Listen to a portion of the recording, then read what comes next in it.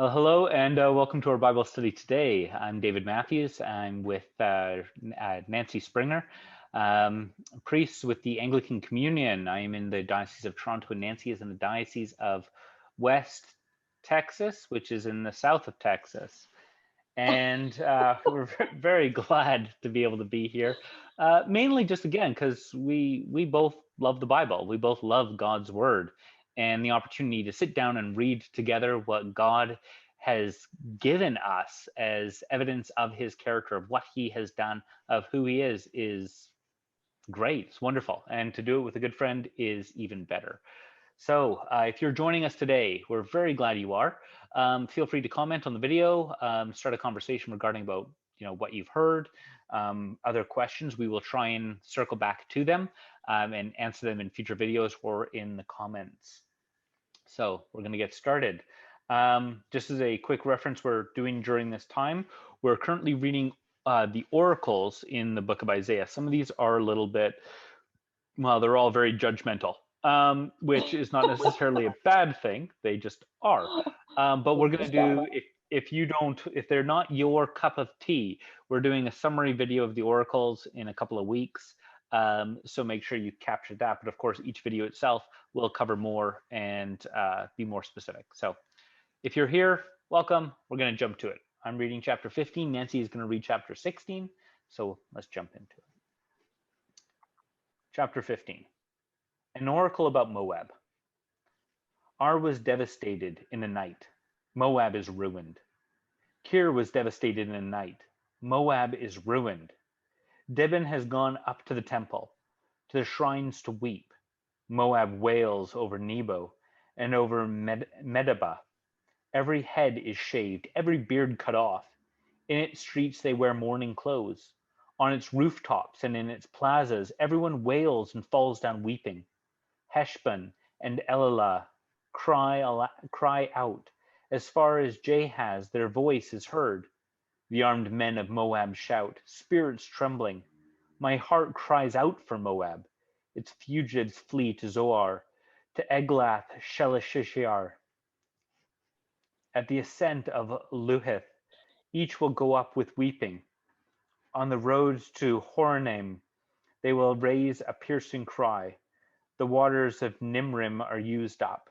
Grass has withered, vegetation is dead, greenery is gone. Therefore they carry what they had stored up, all their provisions to the valley of the willows. An outcry sounds within the borders of Moab. As far as Eglam, a cry of distress. As far as Bir Elim, a cry of distress. The waters of Dibon are full of blood, but I will bring still more upon Dibon.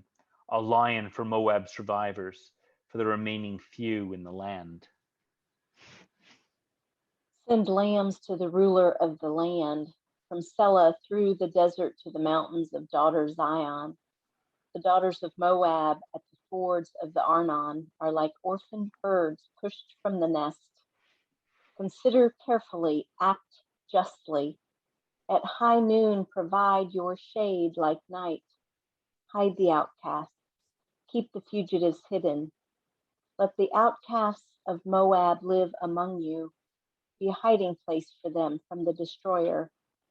When the oppressor is no more, when destruction has ceased, when the trampler has vanished from the land, a throne will be established based on goodness, and someone will sit faithfully on it in David's dwelling, a judge who seeks justice and a timely righteousness.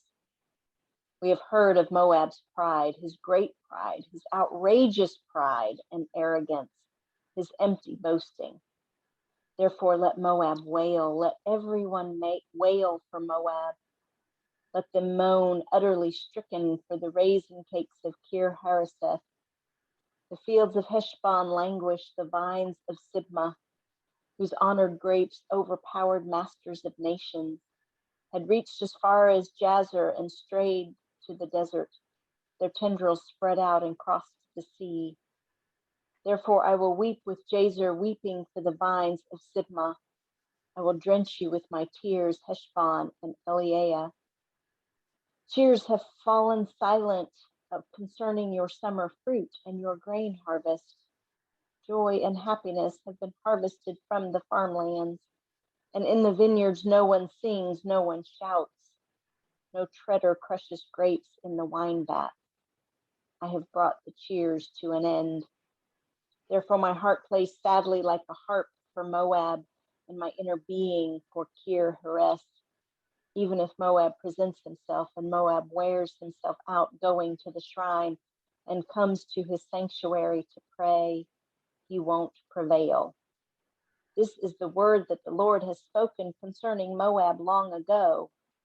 But now the Lord has said, in 3 years, like the years of a hired worker, the glory of Moab, with all its great multitude, will dwindle, and the small remnant will be few and feeble.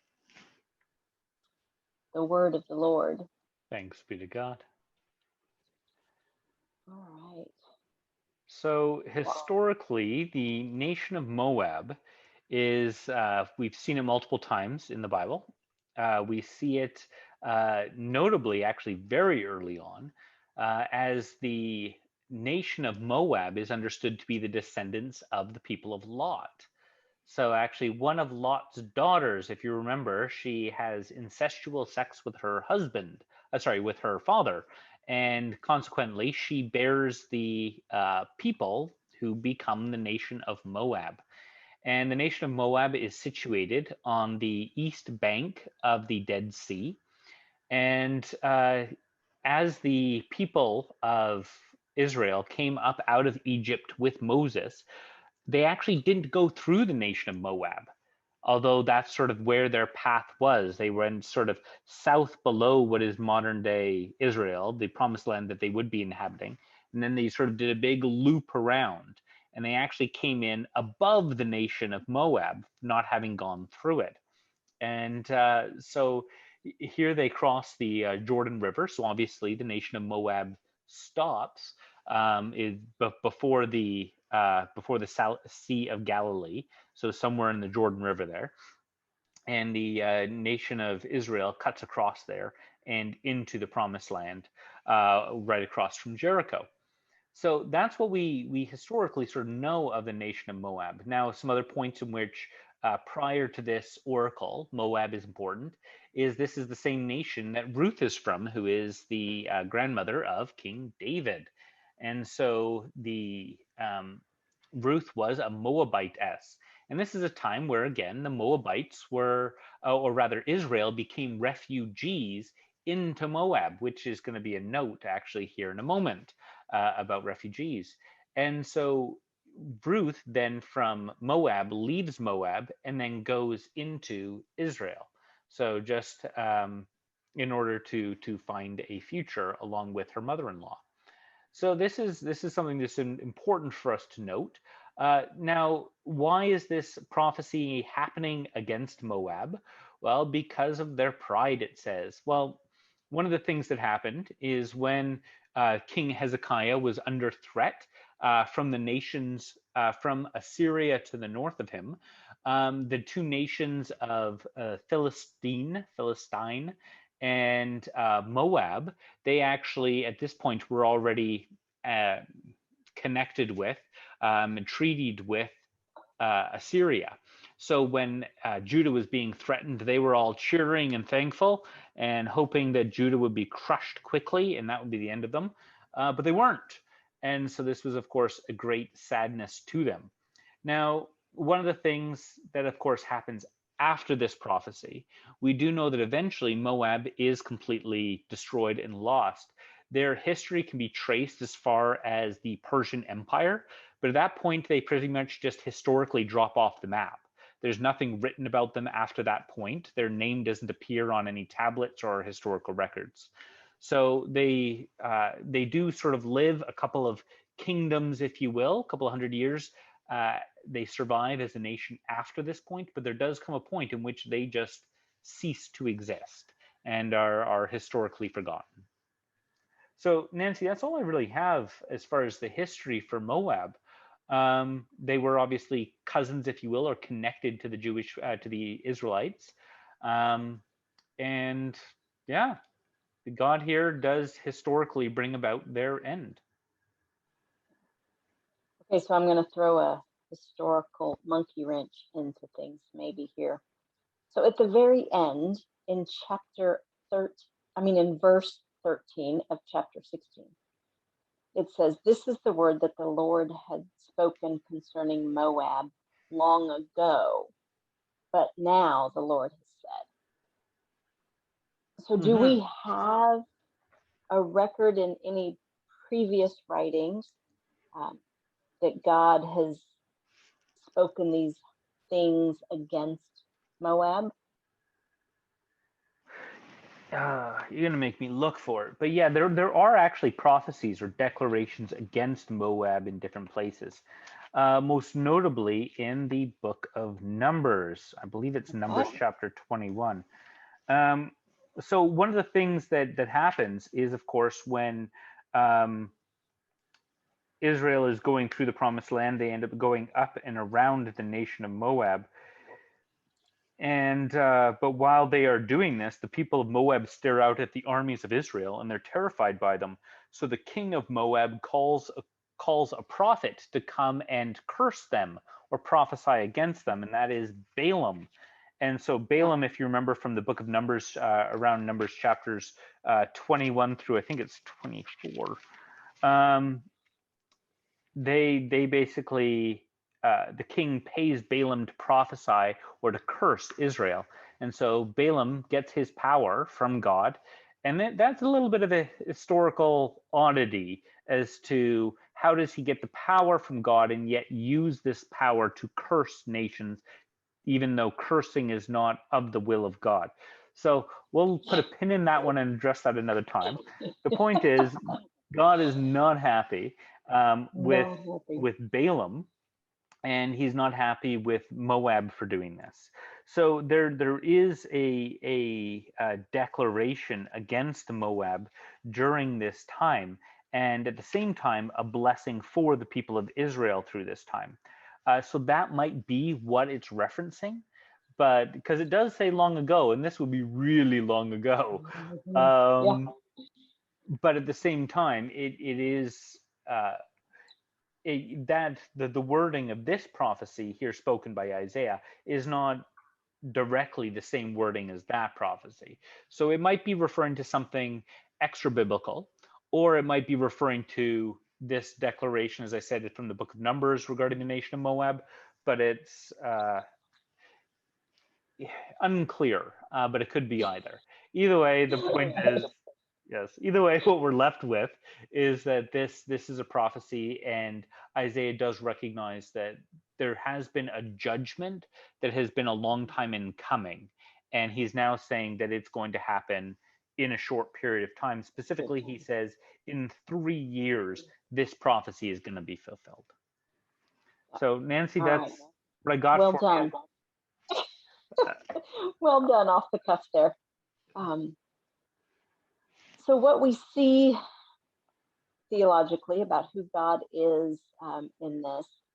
So it just starts out, right, with just complete destruction and devastation, right? There's going to be not even any grass or vegetation left in the land, right? It is just completely wiped clean, a nation full of cries of distress. The waters will run like blood. And so just complete destruction. And yet he he says in the middle of that, I mean, we keep referencing chapter and verses, but remember this was written all as one piece. Chapter and verse numbers are a modern day addition to scripture to help us literally stay on the same page. And so we can reference each other and point to where we are. So we have this picture of complete and utter destruction, of rivers running with blood, and that even a lion will come for the remaining that are left. And yet we are then told by the prophet to consider carefully and act justly, right? To hide the outcasts. And I'm reading in chapter 16, verses 2 and 3 and 4, right? So consider carefully, act justly. At high noon, provide your shade like night. Hide the outcast, keep the fugitives hidden. Let the outcasts of Moab live among you, be a hiding place for them from the destroyer.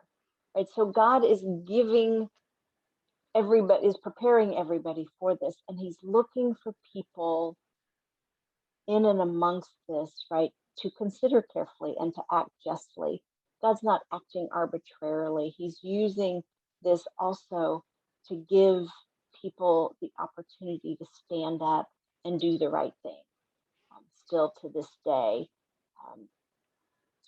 as he's getting ready for total destruction. And so we go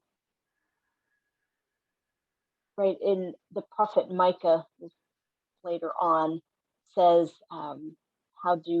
what does God ask of us?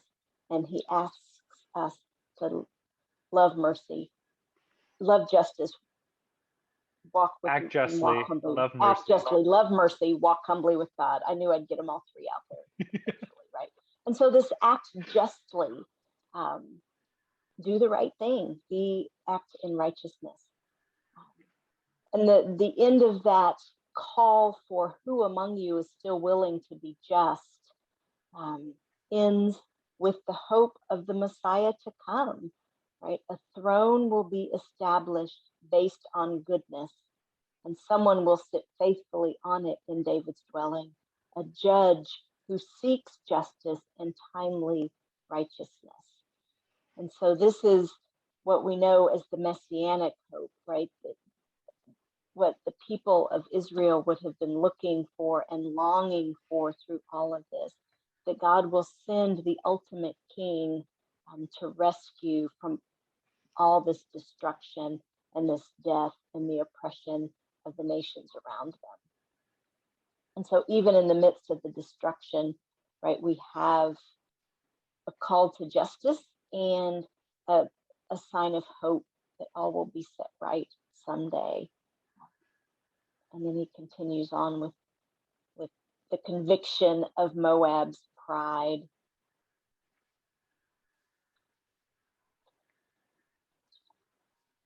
And again, just more like all the goodness is taken away. In verse 10, he talks about the joy and happiness have been harvested from the farmland, right? Joy and happiness are fruits of living in God's way and living justly and seeking righteousness and goodness. And all of that will be taken away, cut down and destroyed, so that no one will be singing and no one will be shouting in happiness. But there's hope. There's hope, absolutely. And there is a call for justice. And the very, very end, right, the very last thing said about Moab is the small remnant will be few and feeble. They'll be weak, and there'll be a few of them, but there will be a remnant that will be given the opportunity again to turn and become God's people. Mm-hmm. Yeah, and it doesn't necessarily say what their choice will be, but it does seem to imply that there's this choice that is given there, that this opportunity. And yeah. What do you make of verse 12 there, right? Even if Moab presents himself and Moab wears himself going out to the shrine and comes to his sanctuary to pray, he won't prevail. So I'm wondering, because I'll give you my point first, is where it says his sanctuary, I think it to mean the gods of Moab. So I think it means like they won't do any good because the gods of Moab are not really they are not powerful enough to defend from this judgment that is coming. Right. Moab will try to seek his own salvation there, is how I'm reading that. And God says no. Yeah, and I like the way you say that. Seek his own salvation, like save himself, right? And yeah, under the judgment of God, you cannot save yourself. That's a very New Testament understanding as well, right? We cannot save ourselves. we ultimately stand before the ire of God, the judgment of God, in certain areas of our lives and in total. For all have sinned and fallen short of the glory of God. Thank you, St. Paul. Right. But the recognition of, well, what do we do? And the recognition, again, as you said, we can't provide our own salvation. We can't seek our own salvation. There's only one who can, and that's you follow the mercy of the one who also holds judgment in their hand, and they're the only one who can provide your salvation. Yeah. All right. Awesome. Well, Nancy, that's excellent. Is there anything left that you would highlight that stood out to you as either something just of interest or a point for people to consider? No, I think that covers what I had wanted to point out and bring up, and I just appreciate your historical knowledge and wisdom in these, and grateful that you're doing this with me. Yeah, me too. I love the way that we're, with a friend, you're always able to bring out different sides of each other. And so Yeah. you're able to share what you've learned over the years, and even just in preparing to do a bit of a Bible study about something. And then you can share it with other people. That's excellent. Yeah. Doing great. All right, well, we will continue on with the oracles in the next video.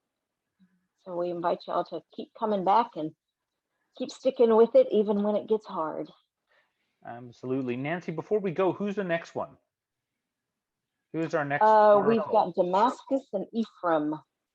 All right. So next. Damascus being the nation of Syria and Ephraim being the northern kingdom. All right. Yeah.